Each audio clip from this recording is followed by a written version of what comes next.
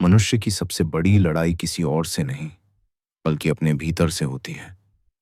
कहा जाता है, गुस्सा, लोभ, मोह सब नियंत्रित किए जा सकते हैं, लेकिन वासना, यह वह अग्नि है जो साधना के मार्ग में सबसे बड़ी परीक्षा बनकर आती है।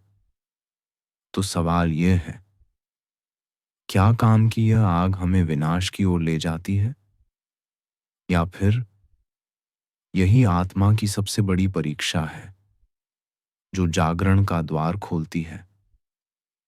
प्राचीन योग शास्त्र कहते हैं कि मनुष्य के भीतर 5 शत्रु हैं: काम, क्रोध, लोभ, मोह और अहंकार। इनमें सबसे कठिन शत्रु है काम। ध्यान साधना में बैठते ही सबसे पहले यही अवरोध सामने आता है, क्योंकि वासना मन को बाहर की ओर खींचती है। यह संघर्ष केवल साधारण व्यक्ति ही नहीं, बल्कि महान ऋषियों तक ने झेला है।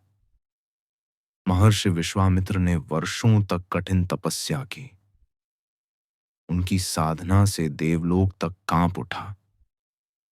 इंद्रदेव को भय हुआ कि कहीं विश्वामित्र उनकी सत्ता को चुनौती न दे दें। इसलिए उन्होंने अप्सरा मेनका को भेजा। मेनका ने अपनी सुंदरता और मोहिनी भाव से विश्वामित्र का तप तोड़ दिया। कहानी यही खत्म नहीं होती।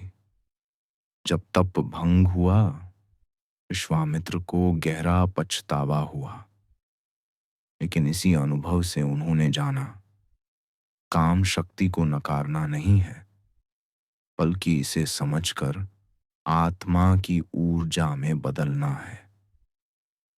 हमारे शास्त्रों ने काम को हमेशा नकारा नहीं। तंत्र शास्त्र कहता है, काम विनाशक नहीं, बल्कि मोक्ष का द्वार है। क्योंकि जब मनुष्य अपनी इच्छाओं का साक्षी बनता है, उन्हें देखता है, पर उनमें बहता नहीं, तभी वह वास्तविक स्वतंत्रता को प्राप्त करता है। प्राचीन योग में कहा गया, जिसने वासना की ऊर्जा को जीत लिया, वही सच्चा विजेता है। कई योगियों ने माना कि यौन ऊर्जा को साधना में बदलकर अलौकिक शक्तियां प्राप्त की जा सकती हैं।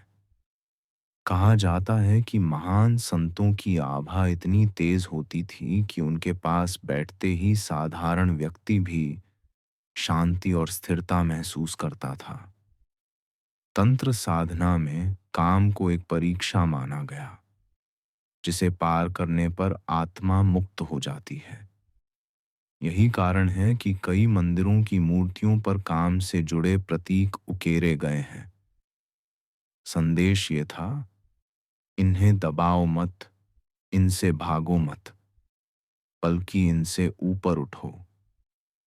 तो मित्रों, काम की आग हमें 2 रास्ते देती है। या तो यह हमें भटका देती है, या फिर यही आत्मा की सबसे बड़ी परीक्षा बनकर हमें जागृति की ओर ले जाती है। याद रखिए, वासना बुरी नहीं है। यह तो वही ऊर्जा है जो हमें जीवन देती है।